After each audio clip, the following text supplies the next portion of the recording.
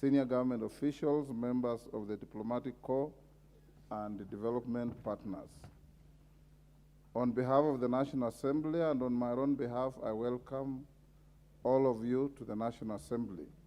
Honorable members, before I invite the Cabinet Secretary for the National Treasury and Economic Planning to make his pronouncement, I wish to remind the House that in accordance with the provision of Standing Order 244C3, the Cabinet Secretary shall be heard without question or clarification sought.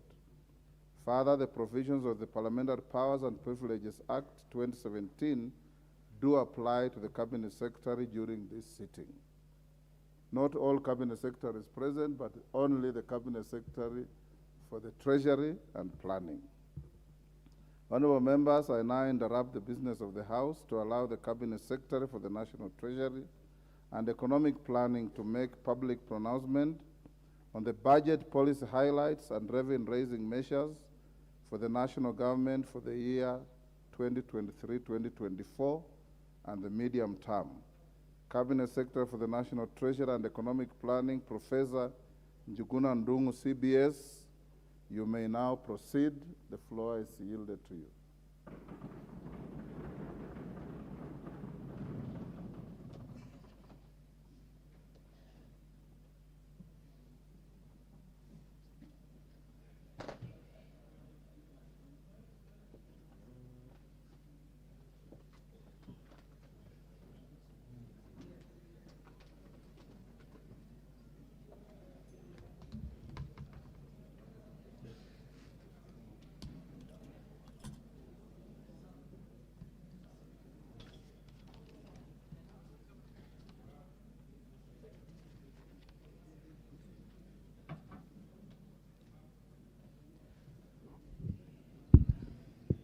Mr. Speaker,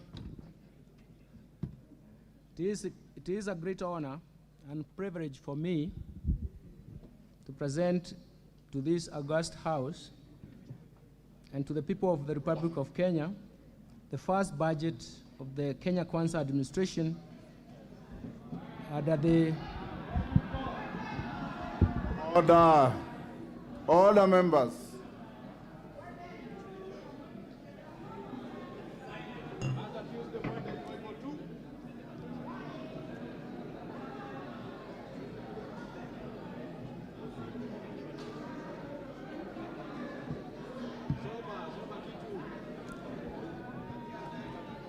Okay, Ada.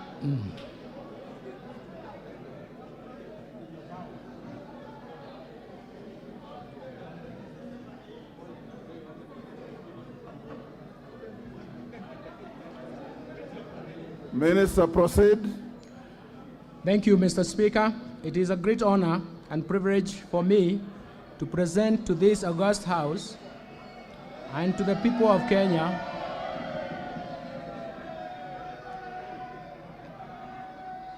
the first budget of the Kenya Kwanza administration under the leadership of His Excellency Dr. William Samoei Ruto, the President of the Republic of Kenya, and the Commander-in-Chief of the Defense Forces.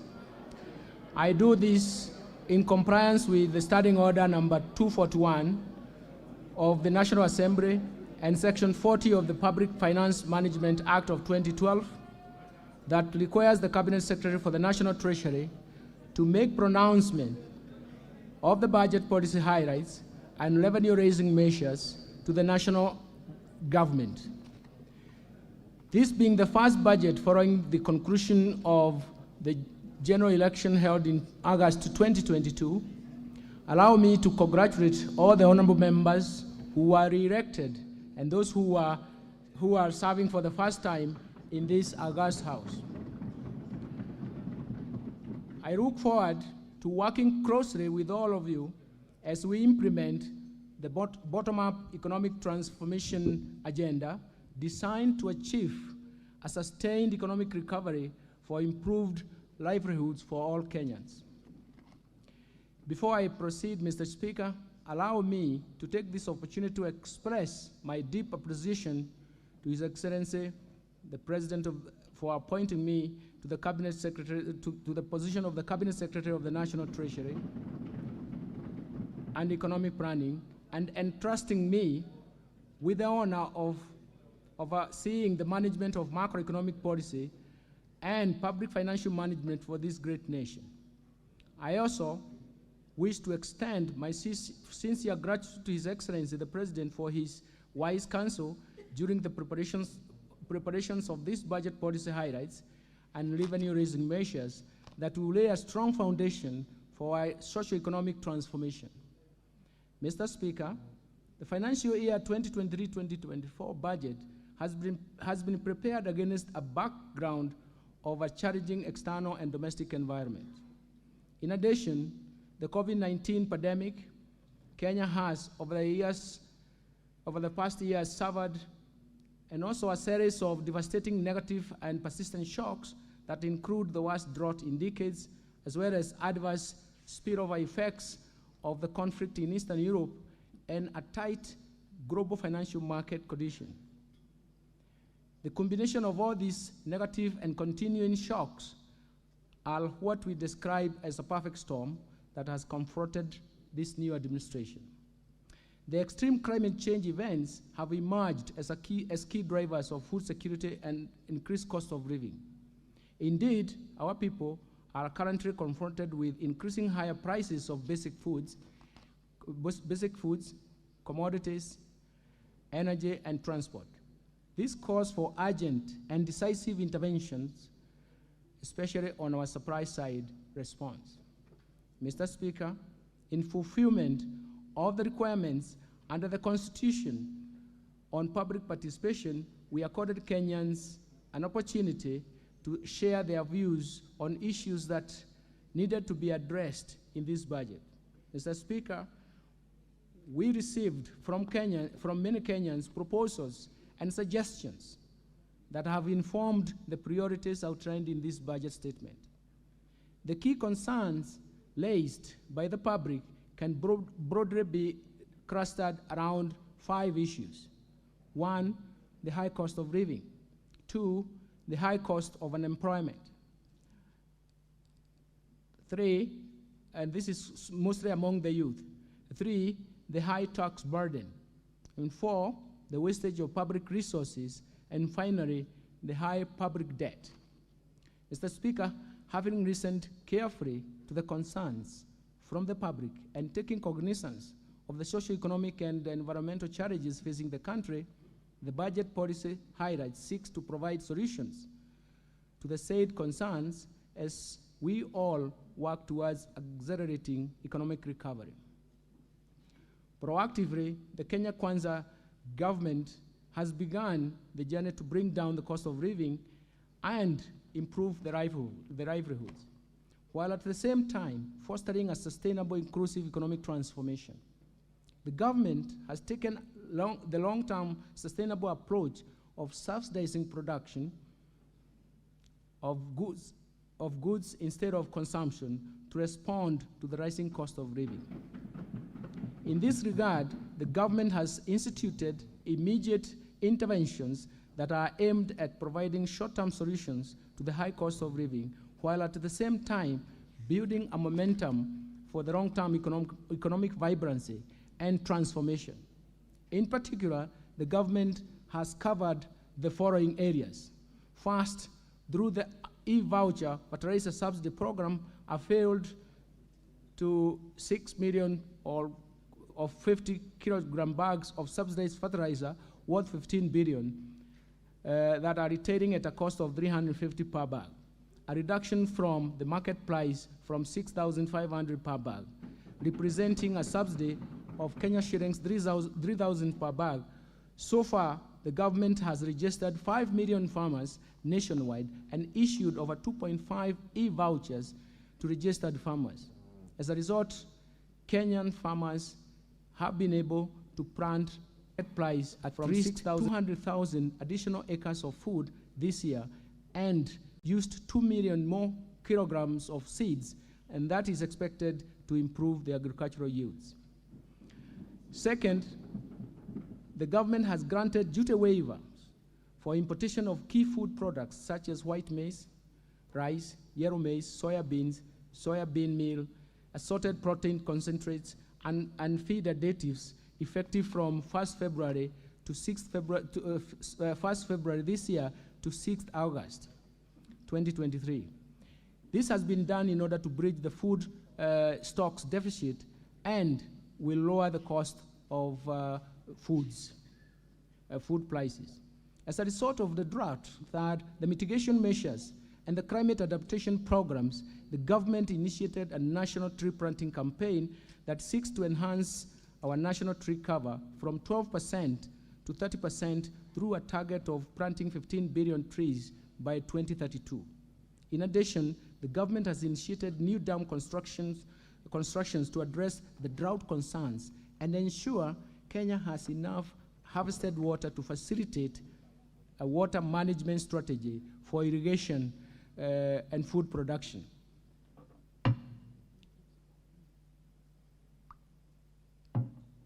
Fourth, the government has invested very heavily in biotechnology research and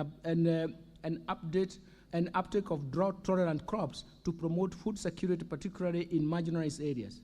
In the current year, over 250 metric tons of assorted drought-tolerant seeds valued at Kenya shillings 50 million have been distributed in Embu, Meru, Makueni, Machakos, Tharaka Nithi, Murang'a, Nyeri, Siaya, and Busia counties.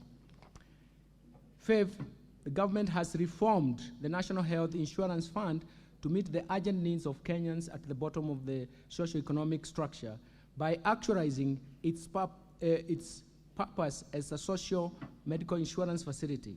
In addition, the government has committed to deliver universal health coverage to ensure that every Kenyan attains dignified health care at a minimum subscription fee. And finally, the government has reviewed the policy on the energy sector with the aim of developing and diversifying this market further by improving the sourcing and supply of cooking gas that inevitably has resulted in high costs that drive domestic inflation. This has allowed for additional players to be licensed and to set up liquefied petroleum gas facilities. A common use of bulk storage and even handling facility for LPG will be constructed through a private sector participation framework to enhance market certainty and stability in the use of LPG. This will cut costs of handling and evacuating gas from ships to the mainland, and hence allowing dealers to pass through the cost of relief to consumers. Mr. Speaker, in order to improve service delivery and support livelihoods and businesses, as well as strengthen governance institutions, the Kenya Kwanza government has, since assumption of office, established Financial Inclusion Fund. This is commonly known as the Hustlers Fund. That was set up in November 2022 to provide access to affordable credit to individuals and MSMEs, medium and small enterprises, and to encourage savings. This is an intervention that will remain at the bottom of the pyramid in order to access borrowing under the fund. A customer only needs to register through his or her mobile phone.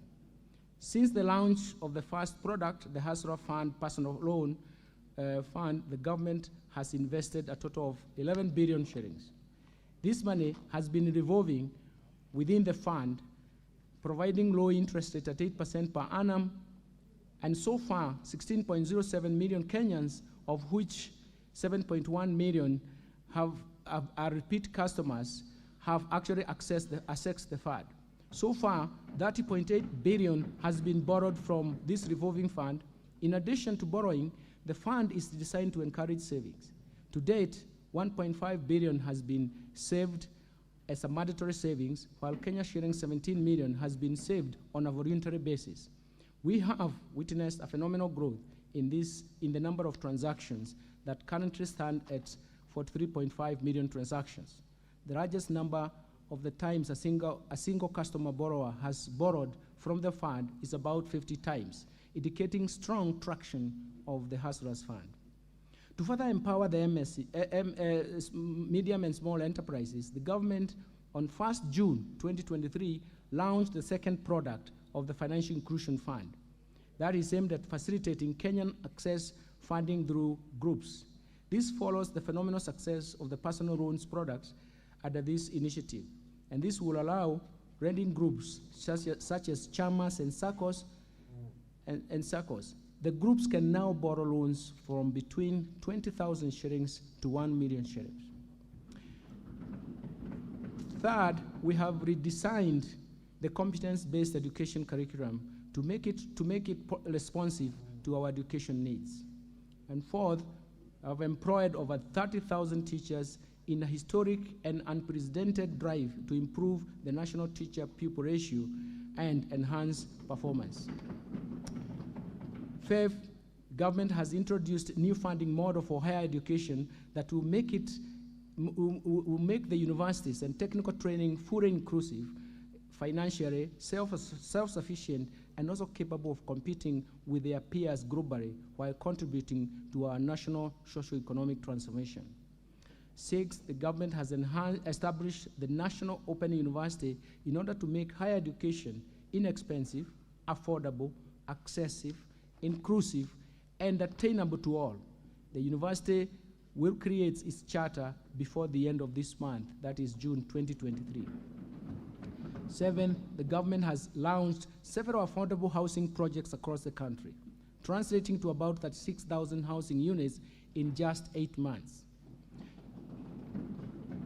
Eighth, the government has proposed and moved with digitalization, and the digitalized and automated services to the tune of 3,570 of government services through the eCitizen platform that has enhanced access to government services and brought greater convenience to citizens.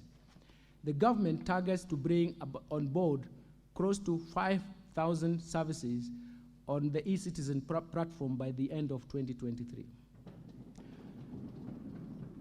Number 9 is the government has launched a data protection registration system to provide digital identity to all Kenyans in order to facilitate the transactions between the government and its citizens.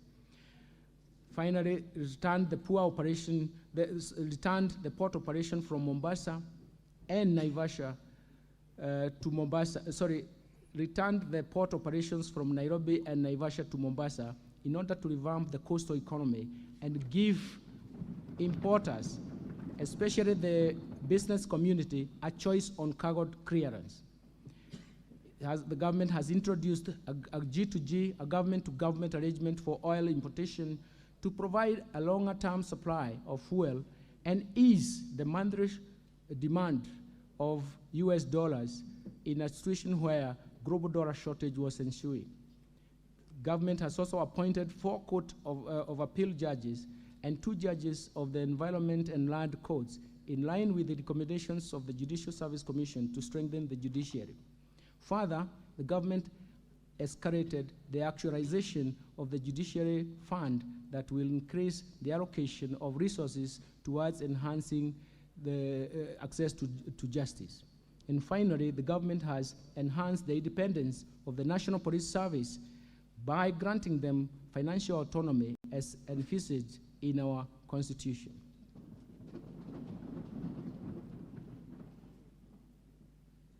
Mr. Speaker, while we celebrate these achievements, we are aware that a lot remains to be done in order to decisively deal with the pressing socioeconomic challenges. First, to reverse the effect of the recent past negative shocks that have been persistent. And second, to improve and accelerate the betterment of the livelihoods of Kenyans. It is for this reason that the government is implementing the bottom-up economic transformation agenda, popularly referred to as BETTER, which is geared towards economic turnaround and inclusive growth. It is aligned to this agenda.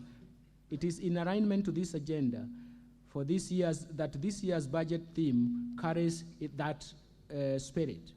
This year's budget, the theme is bottom-up economic transformation, and climate change mitigation and adaptation for improved livelihoods of Kenyans. Consistent with this, the government will scale up implementation of policy priorities and structural reforms under the bottom-up economic transformation agenda, as detailed in the 2023 budget policy statement and the fourth medium-term plan, MTP4, which is currently under development, and that it will guide the attainment of these development objectives, as well as a continuation of the Kenyan Vision 2030 and Sustainable Development Goals.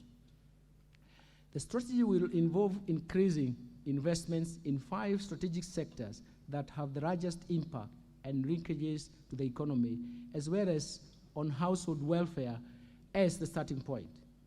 These 5 sectors include agricultural transformation, micro and small medium enterprise economy, housing and settlement, healthcare and digital superhighway, as well as the creative industry. Special focus will be placed on the interventions that reduce the cost of living, create jobs, achieve more equitable distribution of income, enhance social security, and expand the tax base for more revenues to finance development. And finally, also geared towards increasing foreign exchange to give us flexibility in that market. Mr. Speaker, we intend to implement the policy priorities within a sustainable fiscal framework. Overall, we have moderated our spending to ensure the value for money and enhanced the revenue mobilization efforts to ensure that our public debt remains on a sustainable path. Prioritization is critical because resources are scarce, thus limiting our capacity and desire to cover everything at once.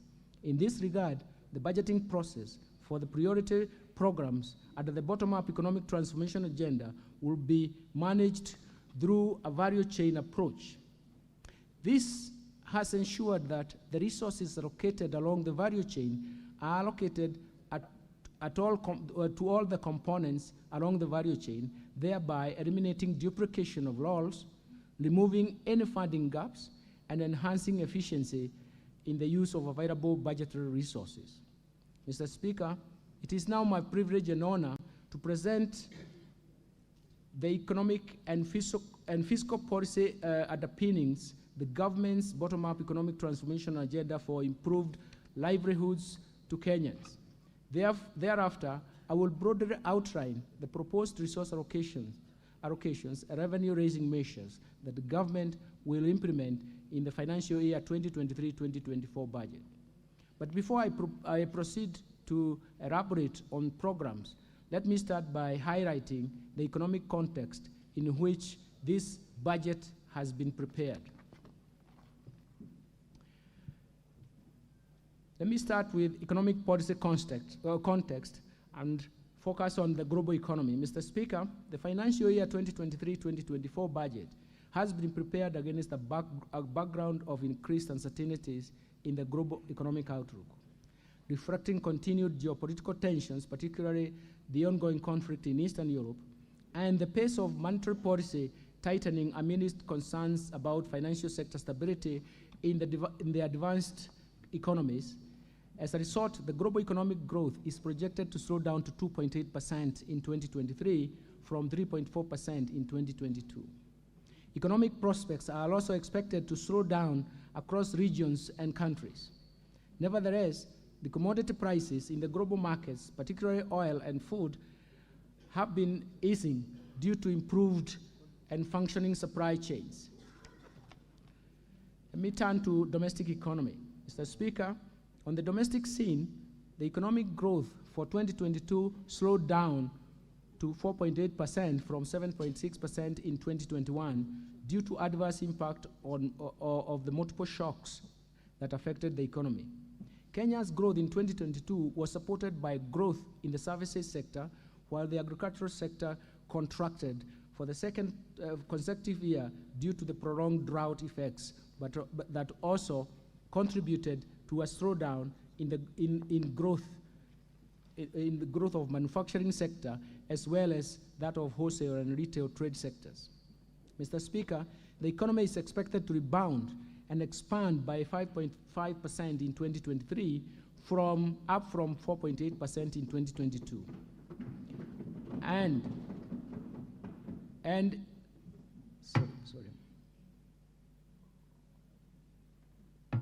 it is supposed to maintain that pace of the medium term.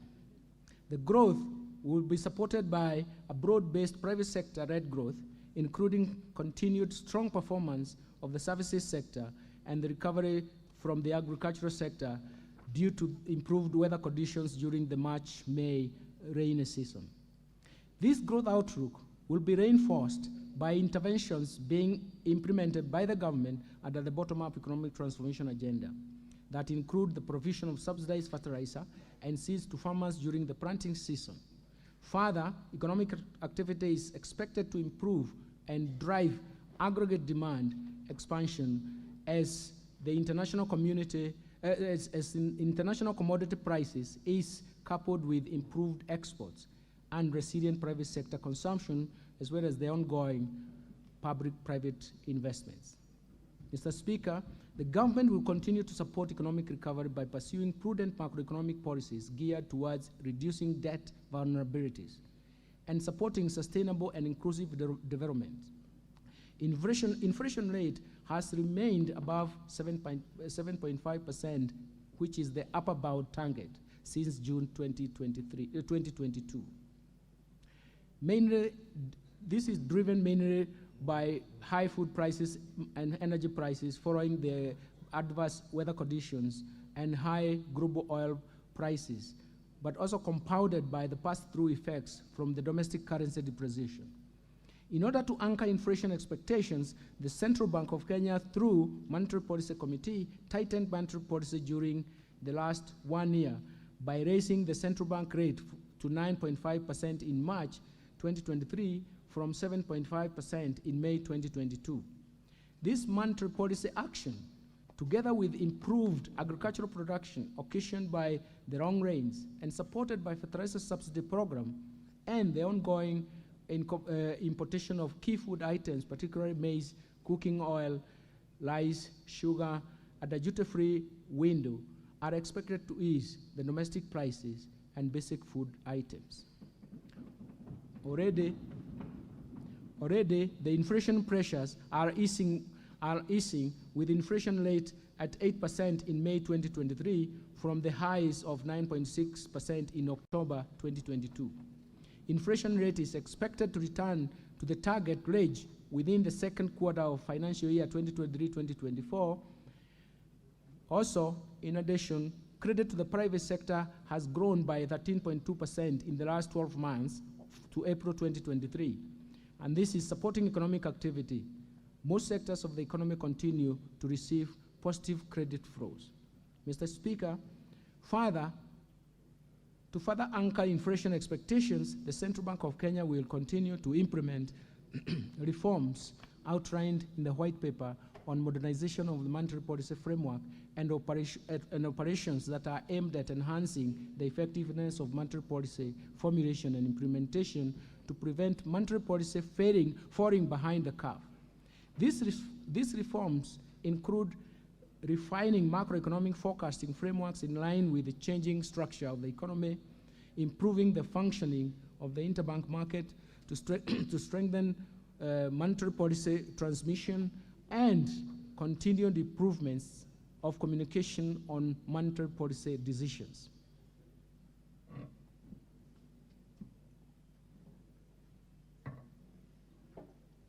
Mr. Speaker, the fiscal policy stance over the medium term aims at supporting the government's bottom-up economic transformation agenda through growth-friendly fiscal consolidation plan designed to slow down the annual growth in public debt and implement an effective liability management strategy without compromising service delivery to citizens. This will improve the country's debt sustainability position. Mr. Speaker, I now turn to the policy priorities of the government for fostering economic transformation and improved livelihoods.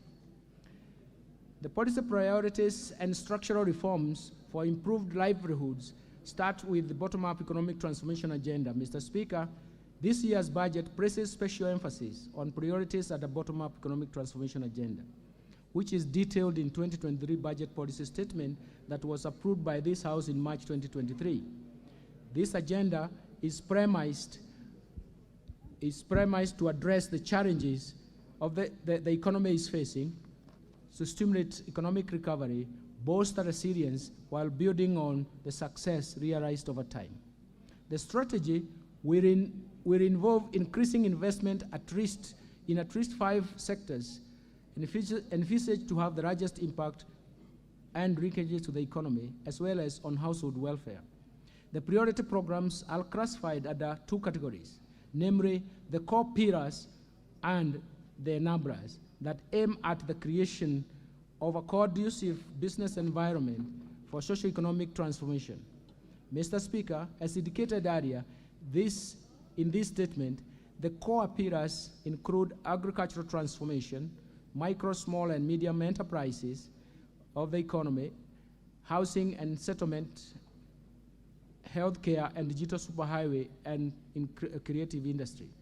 In order to make this program feasible, the government will implement strategic interventions under the following key enablers. First, the infrastructure, manufacturing, the blue economy, the services sector, the environment and climate change, education and training, women agenda, youth empowerment and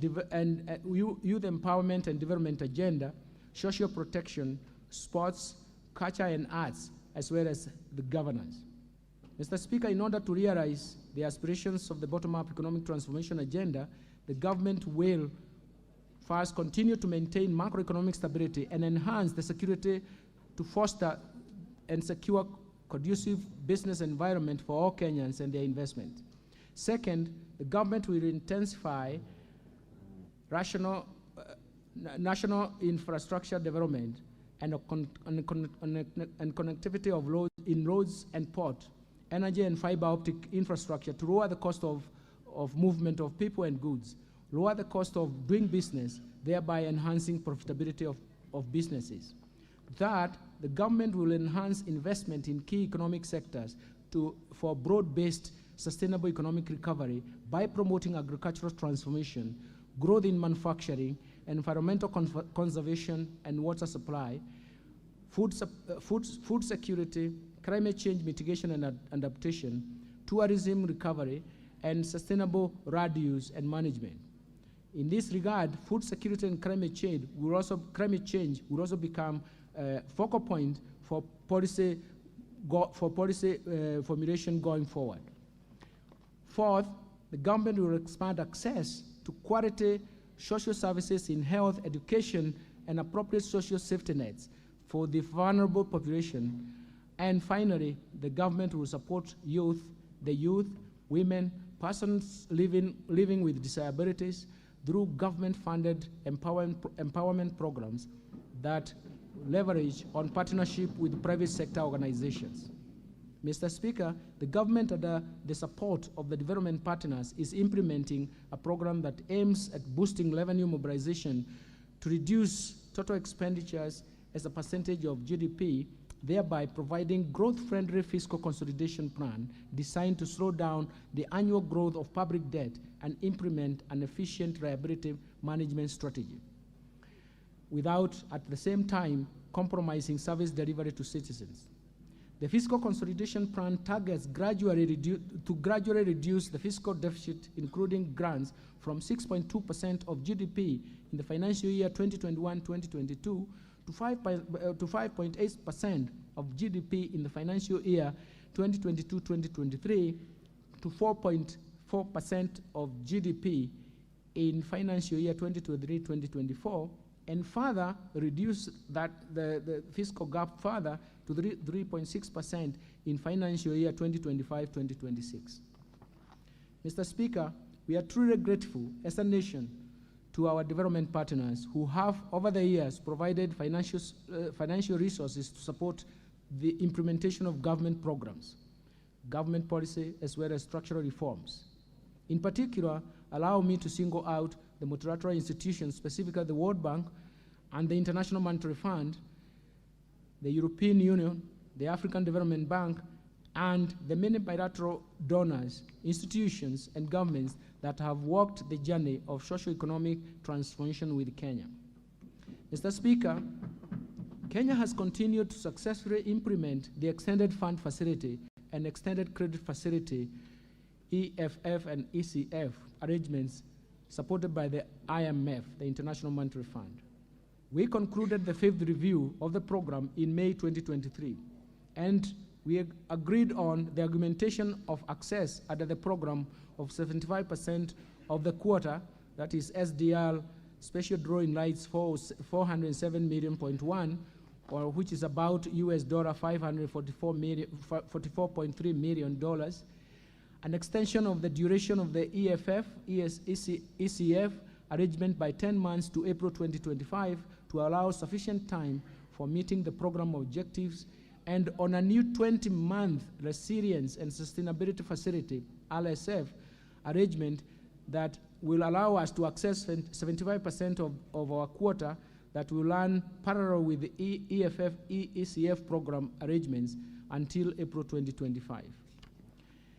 Once approved by the IMF Executive Board in July 2023, Kenya will immediately access SDR 306.7 million, which is about $410 million, including from the augmentation of the access under ECF, EFF.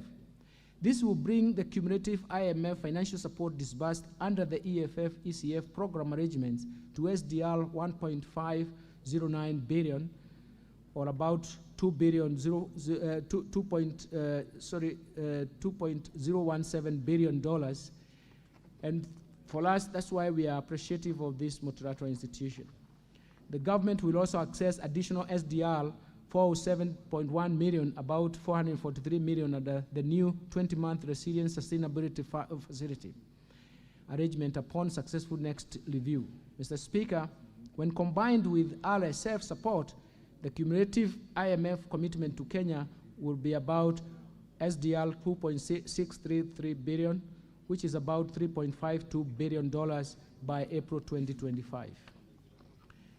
Mr. Speaker, as a stopgap measure to ease the pressure on the domestic supply of petroleum products, as well as ease pressure on the Kenya shilling arising due to the global shortage of US dollars in the domestic market, we have introduced an innovative new government-to-government arrangement for fuel importation through Regal Notice number 3 of 2023.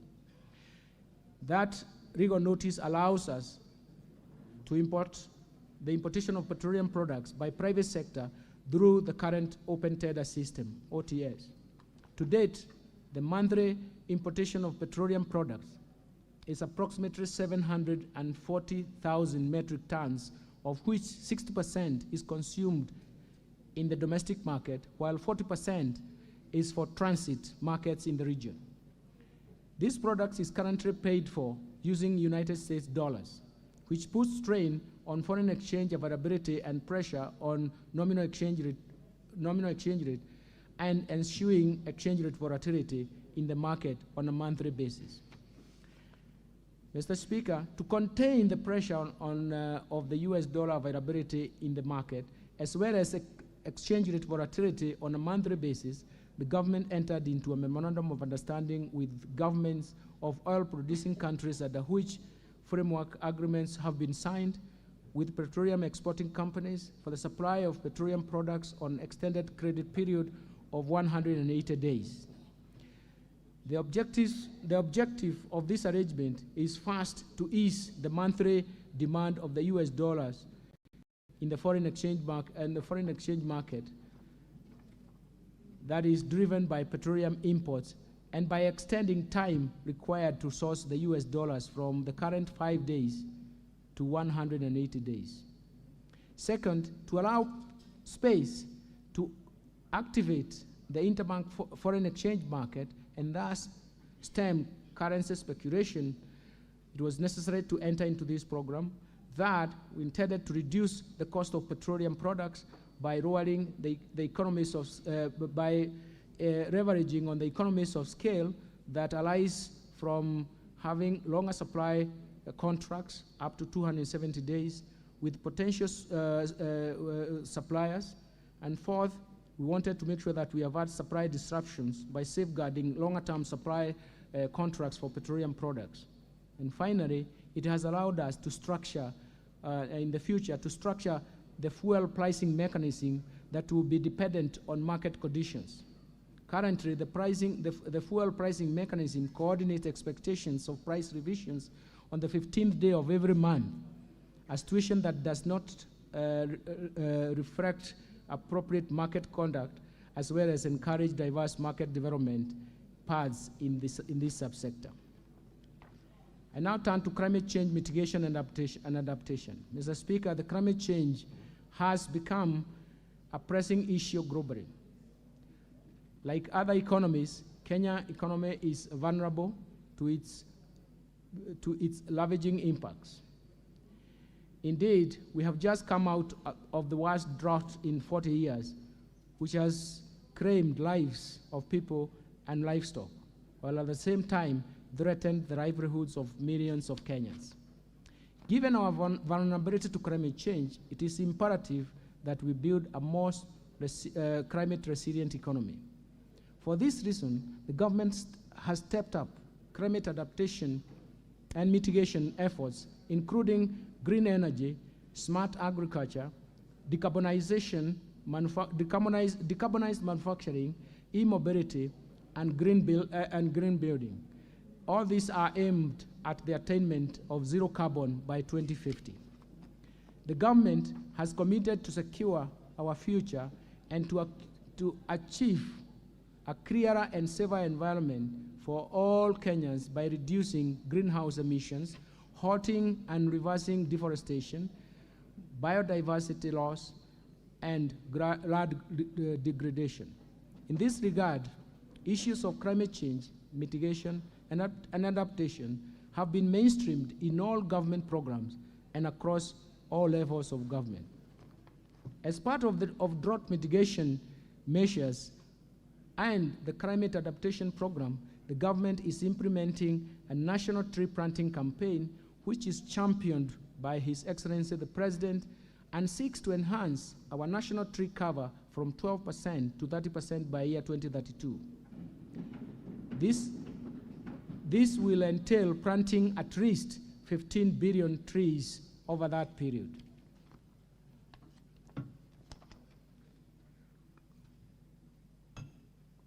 Mr. Speaker, climate financing has emerged as a very important means of implementation of climate change and for promoting sustainable development and financial sector development.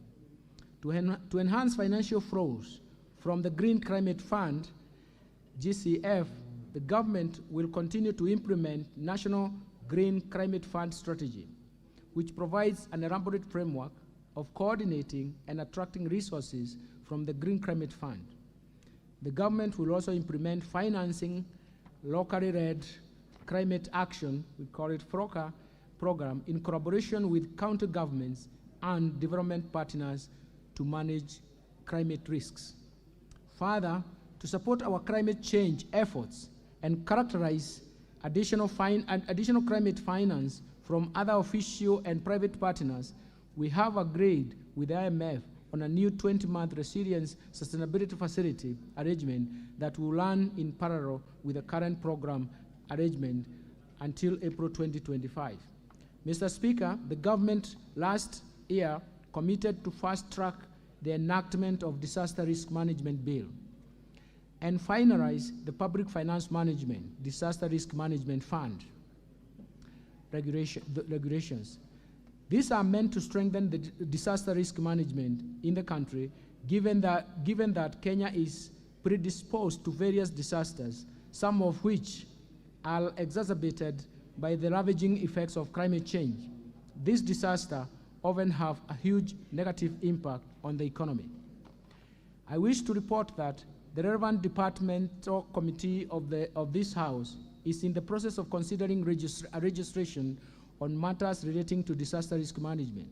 I urge this House to prioritize this matter to enable Kenya have an overarching framework on disaster risk management.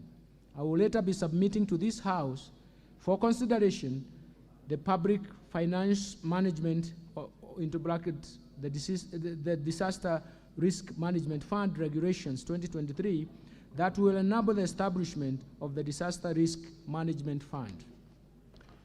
Let me turn to legal and policy, legal and institutional reforms. Mr. Speaker, the government's bottom-up economic transformation agenda, BETTER, will be underpinned by sound and appropriate policy, legal and institutional reforms that are aimed at improving the business environment, increasing the efficiency of public service delivery, and strengthening the accountability and transparency in public finance management. These reforms are outlined as follows. First, the procurement reforms. Mr. Speaker, on a continuous basis, the government reviews the procurement policies and procedures to ensure that we achieve efficiency and transparency and enhance good governance and promote savings in the procurement process. This is one critical area that government can achieve efficiency and unlock savings given the limited financial resources and fiscal space. With this in mind, Mr. Speaker, last year, the National Treasury committed to this House to roll out an end-to-end e-government procurement system, EGP, with a pilot phase commencing in July 2022 and a target date for full rollout to all ministries, departments, and agencies in January 2023. I wish to report to this House that the process is still in progress, albeit with some delays. The system will be rolled out by December 2023 to both national and county governments. Once rolled out, all government procurement and asset disposal procedures and processes will be managed online through the system. The system will enhance efficiency and transparency in the procurement and in the procurement functions. The system will also ease cost of doing business with the government and has the capabilities of monitoring and tracking all public procurement and asset disposals. Mr. Speaker, the government remains committed to facilitate access to government procurement opportunities and empower the MSMEs owned by women, youth, and persons with disabilities. This remains a key priority of government under the bottom-up economic transformation agenda.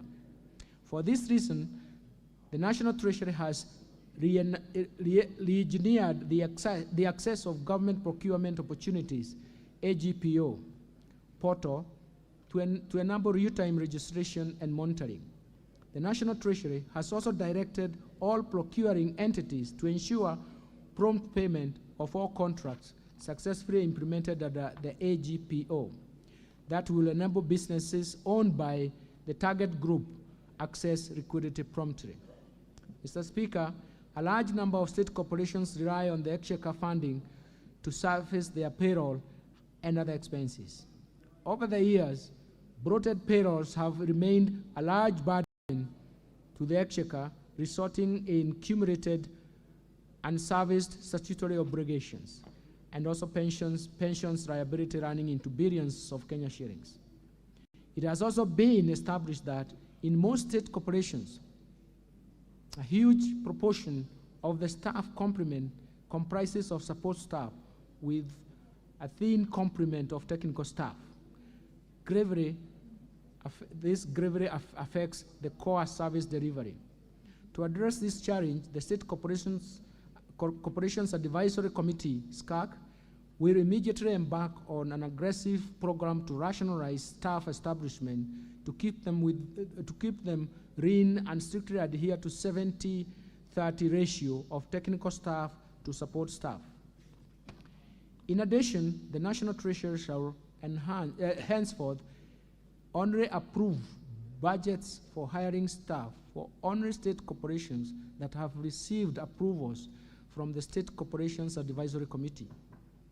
the Public Service Commission, PSV, and Salary and Remuneration Committee together jointly. This requirement is in addition to confirmation of the requisite funding. Mr. Speaker, to support the restructuring of the state corporation, the Cabinet approved the Privatization Bill 2023. It seeks to repeal the Privatization Act of 2005 and streamline the privatization process and in order to restructure the state-owned enterprises. This was subsequently submitted to this House by the National Treasury in May 2023. The bill, once enacted, will enable the selected state-owned enterprises to achieve their full potential by entrenching commercial principles and reduce their reliance on the exchequer funding. I urge honorable members to support the government in this endeavor.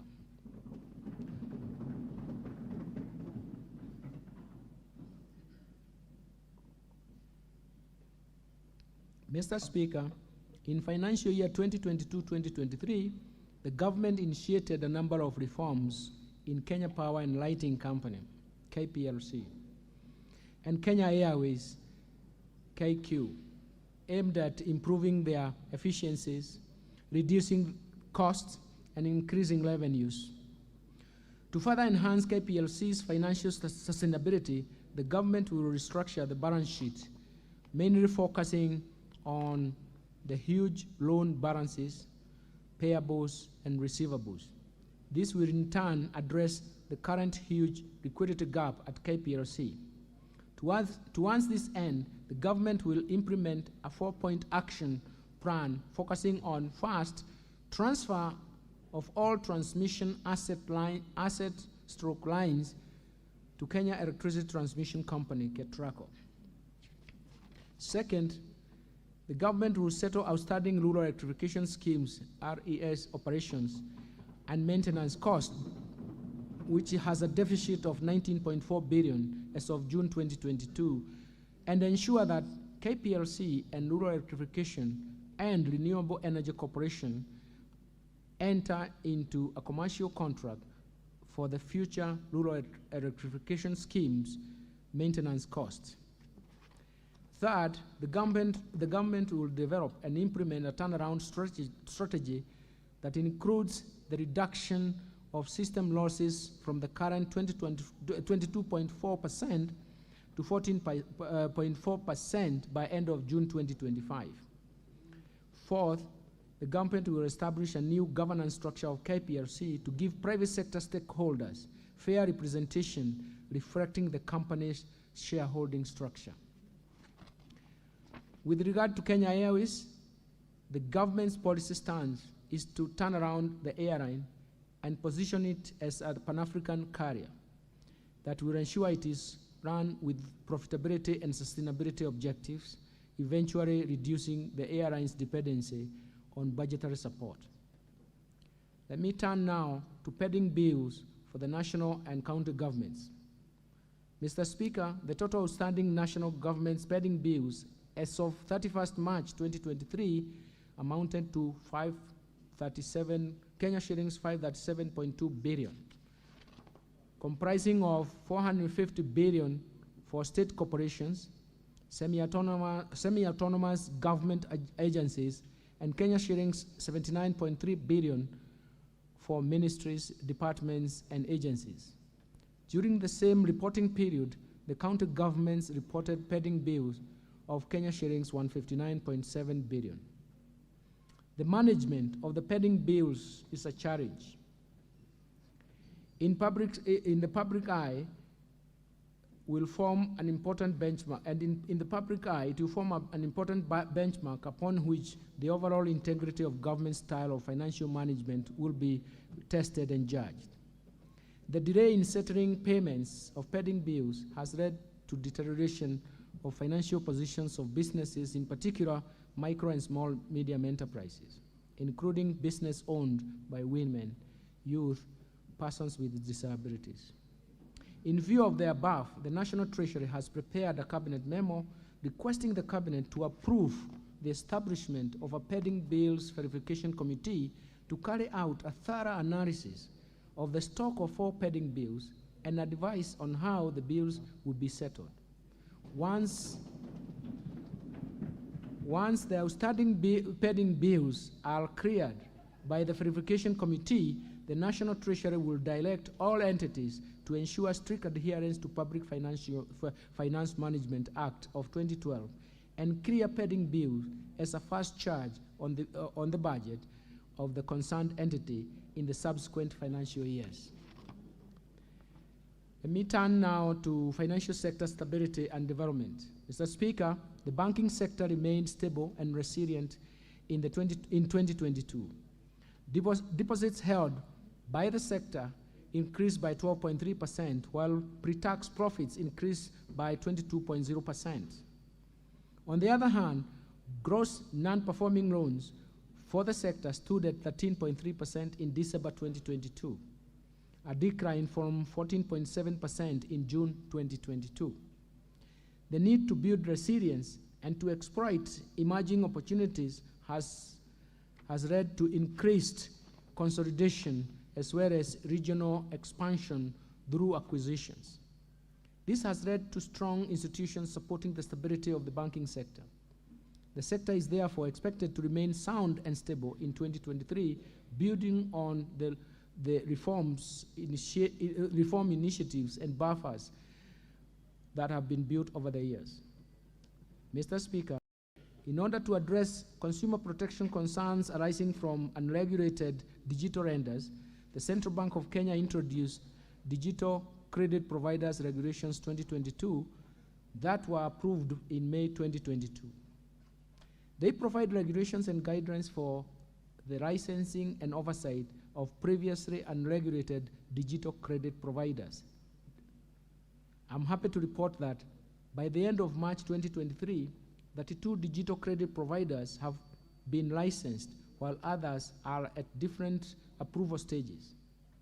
More importantly, the Central Bank of Kenya is working with other agencies and regulators, including the Office of the Data Protection Commissioner, to ensure all digital credit providers are brought into the regulatory perimeter to protect consumers. Mr. Speaker, in an effort to transform Kenya's financial markets, the Central Bank will soon launch the upgraded Central Securities Depository Code named DAO CSD. The upgraded Central Securities Depository will improve financial market liquidity, enhance operational efficiency in domestic debt market, further promoting market deepening, and also broadening financial inclusion through expansion of digital access and position Kenya as the preferred financial hub in the region. The Central Securities Depository will also scale up services to the public sector, to the public market participants, and support our diaspora investors via a versatile and highly scalable digital solution with capacity to deliver seamless investor experience and convenience. Mr. Speaker, since the launch of the National Payments Strategy 2023-2025 in February 2022, the Central Bank has implemented major initiatives to improve quality, access, and affordability of payment services to Kenyans. These include implementation of mobile money interoperability, licensing of new payment service providers, and rollout of key standards that increase convenience of payment services in line with global best practices. Building on these gains, in financial year 2023-2024, the Central Bank, together with other stakeholders, will first undertake a comprehensive review of the National Payments System Act of 2011 and National Payment System Regulations of 2014 to modernize Kenya's payments legal and regulatory framework in line with emerging trends, innovations, and enhanced oversight for improved service delivery to Kenyans. Second, it will develop and implement an interoperable payments platform to unlock cost-effective, real-time, and retail payments across banks payment service providers, card schemes, and other regulated financial institutions. This will further contribute to lowering the cost of these services, increase choice, competition, stability, and widespread adoption of digital payments among Kenyans. Mr. Speaker, in order to reduce money laundering vulnerability, the central bank has reviewed and enhanced the banking sector Know Your Customer (KYC) and Customer Due Diligence (CDD) processes. This will further strengthen the effectiveness of the banking sector, anti-money laundering, and combating of financing of terrorism and the proliferation of financing, PF, risk-based supervisory framework. Indeed, AML CFT PF regime is important to uphold. Let me turn to deposit insurance reform. Mr. Speaker, financial stability risks have increased rapidly as the resilience of the global financial system has been tested by high inflation and rising interest rates. In order to enhance protection of the depositors, the Kenya Deposit Insurance Corporation is in the process of reviewing the current coverage remit of 500,000 with a view to ascertain its adequacy in protecting the micro, small, and medium enterprises. In addition, the corporation has developed an alternative dispute resolution mechanism and framework to address disputes between financial institutions that have been crossed and their respective stakeholders, thereby fast-tracking release of available resources and winding up those banks under liquidation. Let me turn to Capital Markets Authority, Mr. Speaker. The Capital Markets Authority, capital markets remain a critical catalyst in mobilizing of savings and investments towards productive enterprise in Kenya. In order to support micro and small and medium enterprises, access to financing via capital markets, the Capital Markets Authority has developed the Capital Markets Public Offers Discount Regulations for 2023. These regulations will enable MSMEs raise debt and equity capital via Nairobi Securities Exchange. The authority is also implementing the Capital Markets Investment-Based Crowdfunding Regulations 2022, and that will support Kenyan startups to raise finance from both global and local investors. Mr. Speaker, as part of these initiatives to support the real estate sector, the LAP Trust, Imara Real Estate Investment Trust, late, has been listed in Nairobi Securities Exchange following the approval of the Capital Markets Authority.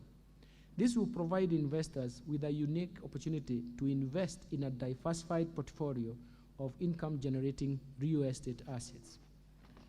Let me turn now to pension reforms. Mr. Speaker, pension coverage in Kenya currently stands at 22% of the working population, leaving majority of Kenyans without a pension cover.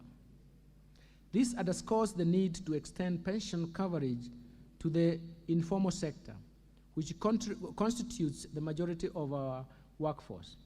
To this end, Mr. Speaker, the government is working on a national pensions policy to address key concerns on coverage, portability of schemes, reciprocal arrangements to address concerns of Kenyans in the diaspora, and mitigate the fragmentation in the sector.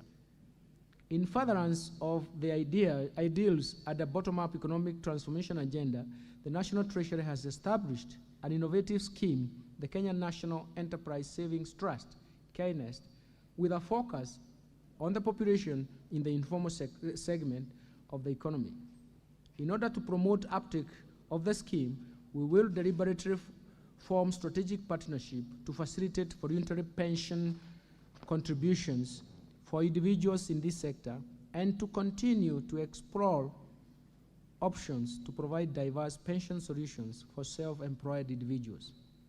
Mr. Speaker, to effectively administer the public service pensions, the National Treasury will invest in modern technology and digital solutions to streamline pension processes and improve service delivery.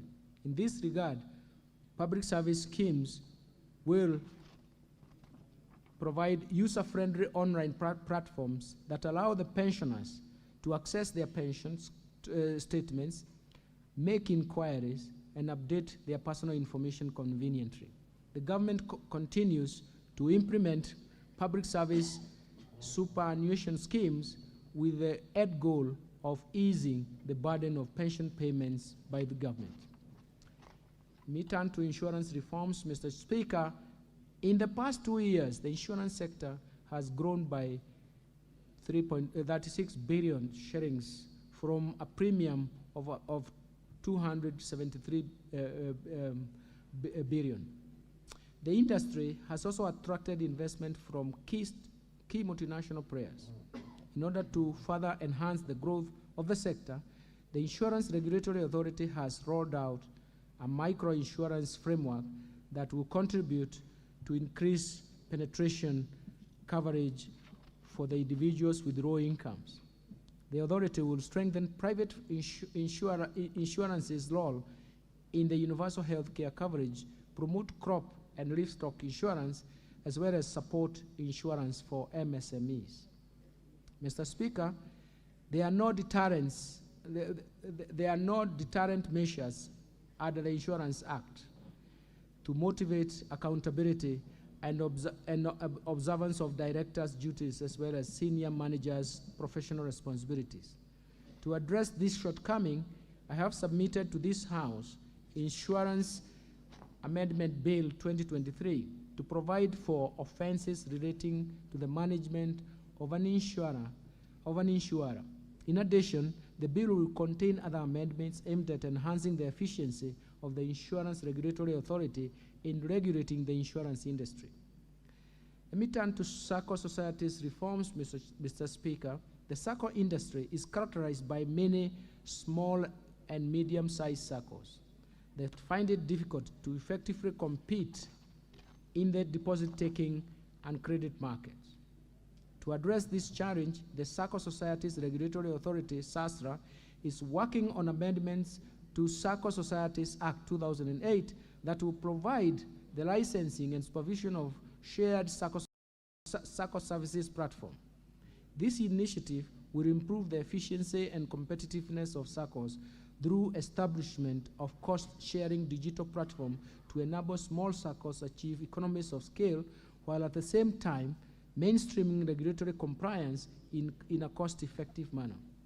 Mr. Speaker, 12 years ago, the government introduced prudential regulation to secure financial stability of SACCOs and boost savings for members.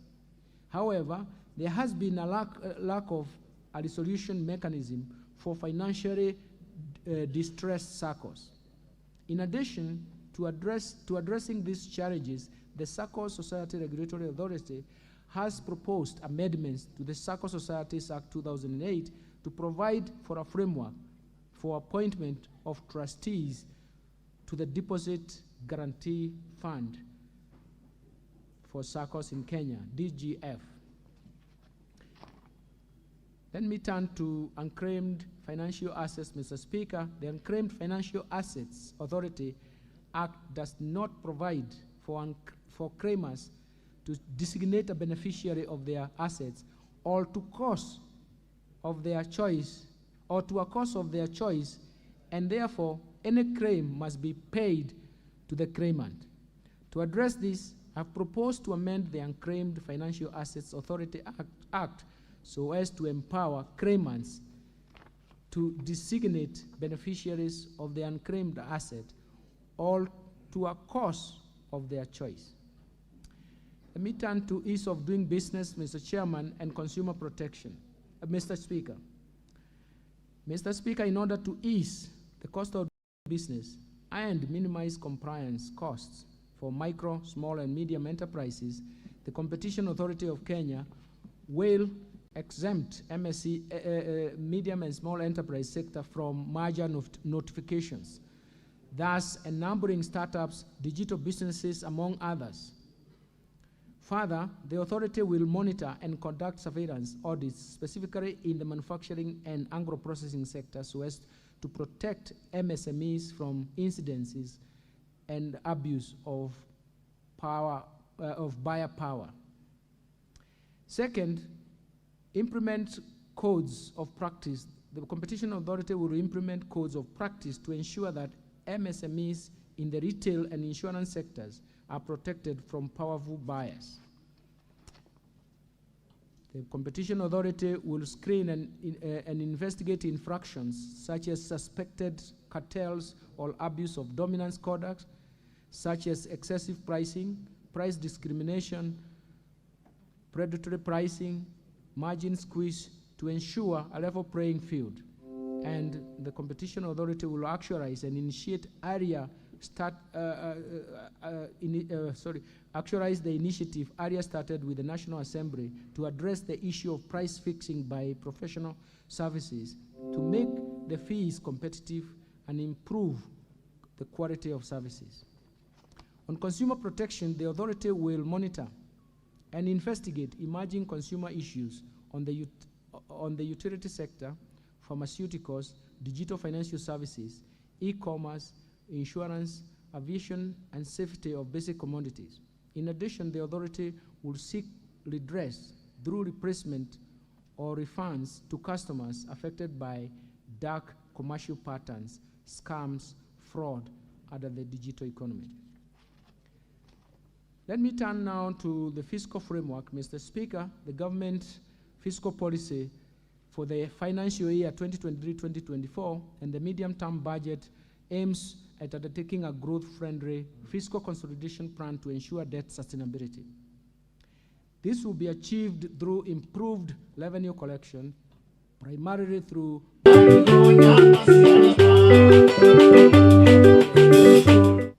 target set, while prioritizing higher impact social and investment expenditure. Mr. Speaker, the fiscal policy targets to grow total revenues to 17.9% of GDP in financial year 2023-2024 and above 18.3% of GDP over the medium term. As part of the economic turnaround plan, the government will scale up revenue collection efforts by the Kenya Revenue Authority, KRA, to a target of Kenya shillings 4.0 trillion over the medium term. In order to achieve this, the government is undertaking a combination of both tax administrative measures and tax policy reforms.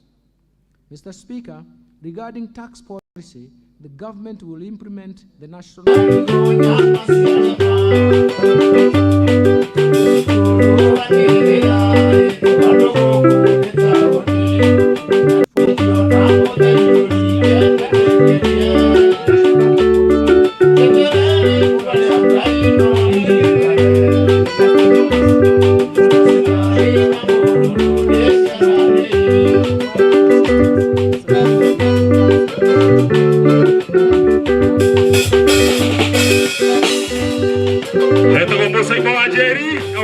karibu sana Musa Mwajeri.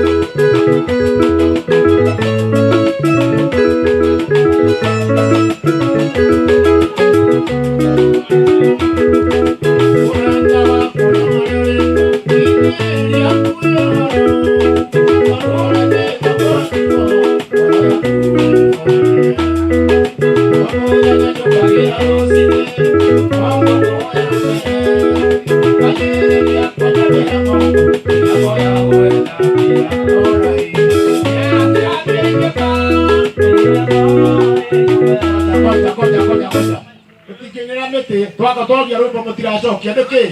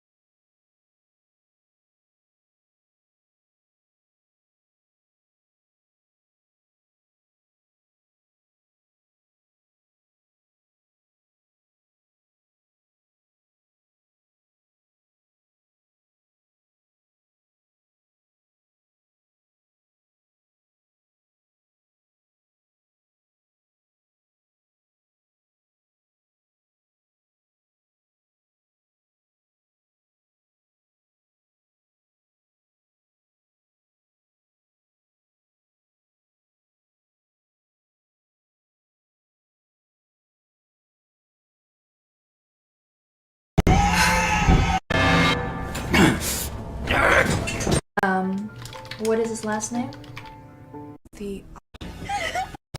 I can do this.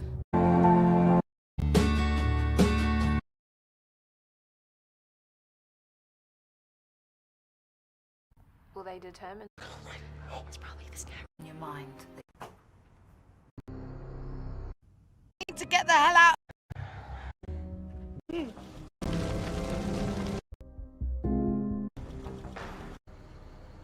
your mind that you can see them. Who's calling this place? To move forward.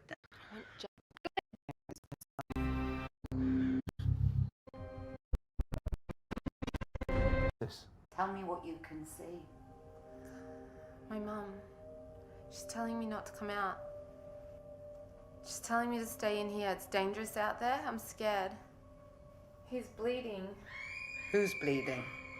And my dad, he's there. She's gone to get the keys. My dad's there. He's bleeding. He's cut. He's got a cut.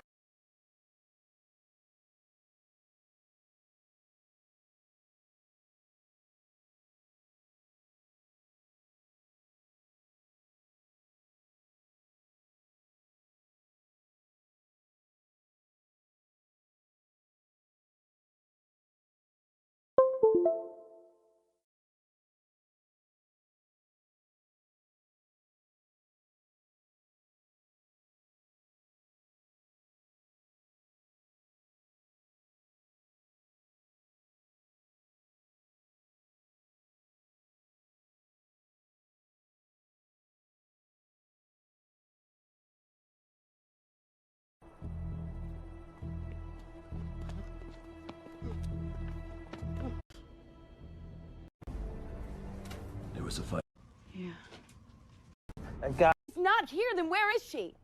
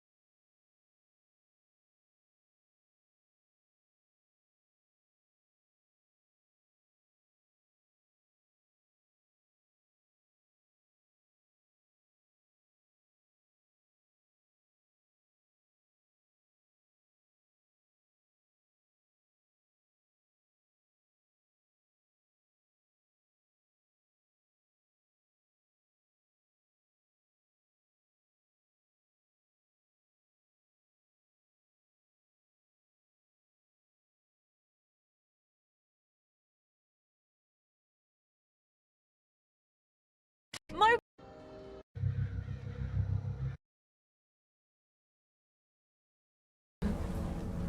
I checked in 2 days ago.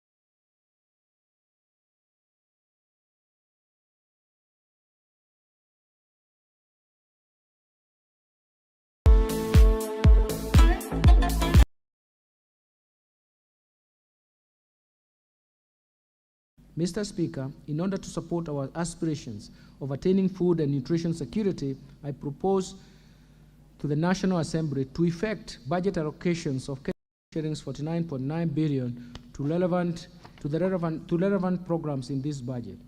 Out of this, 5.5 billion shillings is proposed for fertilizer subsidy program, 8.6 billion for the National Agricultural Value Chain Development Project, 2.7 billion for the National Agricultural and Rural Inclusivity Projects, 2.1 billion for the Kenya Cereal Enhancement Program, 2.8 billion for the Emergency Locust Response, 1.4 billion for small-scale irrigation and value addition programs, 1.3 billion on food production and nutrition security program, 500 million for agricultural sector development support program, and 596 million for the food security and crop diversification projects. Mr. Speaker, to improve livestock production, I propose to the National Assembly budget allocation of Kenya shillings 3.7 billion to de-risking, inclusion, and value enhancement of pastoral economies program. Kenya shillings 2.1 billion for livestock value chain support project. Kenya shillings 1.5 billion for Kenya livestock commercialization program, and Kenya shillings 166 million for the embryo transfer project. I also propose to the National Assembly to effect budget allocation of Kenya shillings 350 million for the development of the leather industrial park at Kinani. Kenya shillings 220 million for livestock production, and Kenya shillings 132 million for leather value chain. To enhance animal disease control, I propose to the National Assembly to effect budget allocations of Kenya shillings 130 million for sustainable sesafry and trypanosomiasis-free areas in Kenya, and Kenya shillings 135 for the establishment of liquid nitrogen hydrogen. Mr. Speaker, the realization of food and nutrition security also relies heavily on the sustainable utilization of the blue economy, resources. To promote this, I propose to the National Assembly to effect budget allocation of Kenya shillings 2.6 billion for the acquisition, for the aquaculture business development projects. Kenya shillings 3.5 billion for Kenya marine fisheries and socio-economic development projects. Kenya shillings 1.2 billion for marine fish stock assessment. Kenya shillings 580 million for capacity building in deep sea fishing. Kenya shillings 142 million for the rehabilitation of fish landing sites in